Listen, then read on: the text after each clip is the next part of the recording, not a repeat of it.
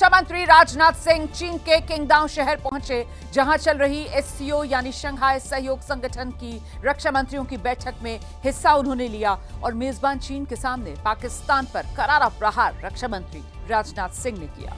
आतंकवाद के खिलाफ भारत के बड़े कूटनीतिक कदम को दुनिया के सामने रक्षा मंत्री राजनाथ सिंह ने रख दिया है। एससीओ का जो ज्वाइंट स्टेटमेंट है उस पर हस्ताक्षर करने से रक्षा मंत्री ने इनकार कर दिया है। एससीओ घोषणा पत्र में आतंकवाद का जिक्र नहीं था और यही वजह है कि रक्षा मंत्री राजनाथ सिंह ने इस घोषणा पत्र पर हस्ताक्षर करने से इनकार किया। इस बैठक में पाकिस्तान के रक्षा मंत्री ख्वाजा आसिफ मौजूद थे।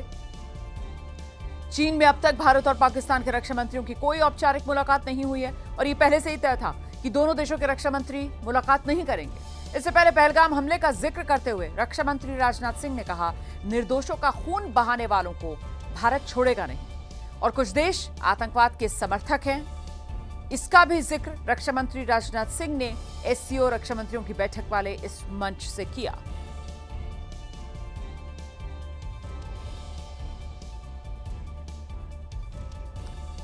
और एससीओ समिट में रक्षा मंत्री राजनाथ सिंह ने पाकिस्तान पर जमकर निशाना साधा। पाकिस्तान के रक्षा मंत्री ख्वाजा आसिफ के सामने ही रक्षा मंत्री राजनाथ सिंह ने आतंकवादियों के सरपरस्तों को परिणाम भुगतने होंगे, ये चेतावनी दी। Peace and prosperity cannot coexist with terrorism and proliferation of weapons of the mass destruction in the hands of the non-state actors and the terror groups. Dealing with these challenges require decisive action, and we must unite in our fight against these evils for our collective safety and security. It is imperative that those who sponsor, nurture and utilize terrorism for their narrow and selfish ends must bear the consequences. Some countries use cross-border terrorism as an instrument of policy and provide shelter to terrorists. There should be no place for such double standards. SCO should not hesitate to criticize such nations. India's zero tolerance for terrorism is manifest today through its actions. This includes our right to defend ourselves against terrorism. तो रक्षा मंत्री राजनाथ सिंह की तरफ से संदेश साफ दिया गया है कि आतंकवाद को लेकर दोहरे मापदंड ये भारत बर्दाश्त करेगा नहीं और आतंकवाद के खिलाफ भारत का बड़ा कूटनीतिक कदम भी रक्षा मंत्री राजनाथ सिंह ने यहां एससीओ रक्षा मंत्रियों की इस बैठक में उठाया, इस रूप में कि एससीओ का जो ज्वाइंट स्टेटमेंट था उस पर हस्ताक्षर से भारत ने इनकार कर दिया है। राजनाथ सिंह ने एससीओ के ज्वाइंट स्टेटमेंट पर हस्ताक्षर नहीं किए हैं। आतंकवाद का जिक्र क्योंकि इस ज्वाइंट स्टेटमेंट में नहीं था, इसी वजह से भारत ने इस ज्वाइंट स्टेटमेंट पर हस्ताक्षर से इनकार किया। पाकिस्तान के रक्षा मंत्री ख्वाजा आसिफ से भी रक्षा मंत्री राजनाथ सिंह ने कोई मुलाकात नहीं की है, कोई बातचीत नहीं की है। भारत का रुख बिल्कुल साफ है, गोली और गोली एक साथ चलेगी नहीं और इसी के तहत भारत मजबूती के साथ अपने कदम आगे बढ़ा रहा है और ये बड़ा कूटनीतिक कदम रक्षा मंत्री राजनाथ सिंह की तरफ से बड़ा फैसला लिया गया है। एससीओ जिसकी रक्षा मंत्रियों की बैठक चीन में और वहां क्योंकि ज्वाइंट स्टेटमेंट में आतंकवाद का जिक्र नहीं, क्रॉस बॉर्डर टेररिज्म का जिक्र नहीं, इसी वजह से भारत ने इस ज्वाइंट स्टेटमेंट पर हस्ताक्षर नहीं किया है। रक्षा मंत्री राजनाथ सिंह की तरफ से इस मंच से दुनिया को यह बताया भी गया कि आतंकवाद और कट्टरता जो है वो इस वक्त दुनिया के सामने बड़ी चुनौतियां हैं। आतंकवाद जो है वो शांति की राह में सबसे बड़ी बाधा है और आतंकवाद पर दोहरे मापदंड जो हैं उससे किसी का कोई फायदा नहीं जुड़ा।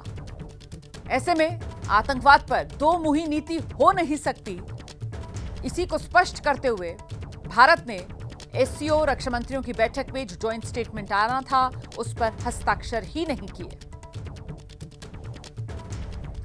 तो चीन की तरफ से पाकिस्तान को बचाने के चक्कर में आतंकवाद का जिक्र इस ज्वाइंट स्टेटमेंट में नहीं किया गया, क्रॉस बॉर्डर टेररिज्म का जिक्र इस स्टेटमेंट में नहीं किया गया और भारत ने कड़ा कूटनीतिक कदम उठाते हुए पाकिस्तान और चीन दोनों को ही स्पष्ट संदेश दे दिया है कि ऐसे में भारत तो साथ नहीं दे सकता और यही वजह कि भारत ने इस जॉइंट स्टेटमेंट पर हस्ताक्षर नहीं किया है। सीधे आपको लेकर चलेंगे, हमारे साथ हमारे सहयोगी नीरज राजपूत इस वक्त मौजूद हैं। जरा जानते हैं नीरज से क्या अपडेट मिल रहा है। नीरज, किस तरीके की भाषा इस जॉइंट स्टेटमेंट में भारत चाह रहा था, जो ना होने की वजह से भारत ने हस्ताक्षर नहीं किए?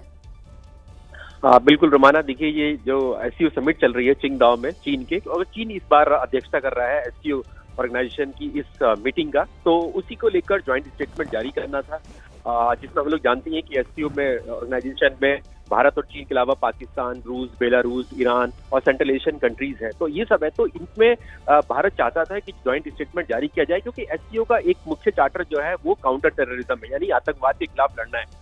तो उसमें भारत चाहता था कि जो आतंकवाद का जो क्रॉस बॉर्डर टेररिज्म है, यानी कि सीमा पार से जो आतंकवाद होता है, उसको इस स्टेटमेंट में शामिल किया जाए।